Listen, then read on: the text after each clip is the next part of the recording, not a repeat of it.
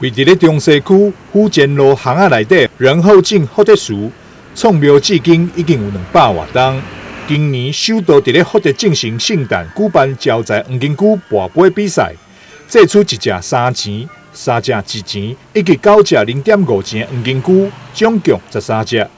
活动将伫咧3月4号上午10点开始，互信众跋杯，跋出上侪杯的人，会当将招财黄金龟炸回去厝，共奉一档。用宝贝的形态哈，就是看谁的杯数最多，然后把他请回去保平安发财这样子。然后隔年的话再拿回来，再请回来归还，然后有押金，需要有押金。然后因为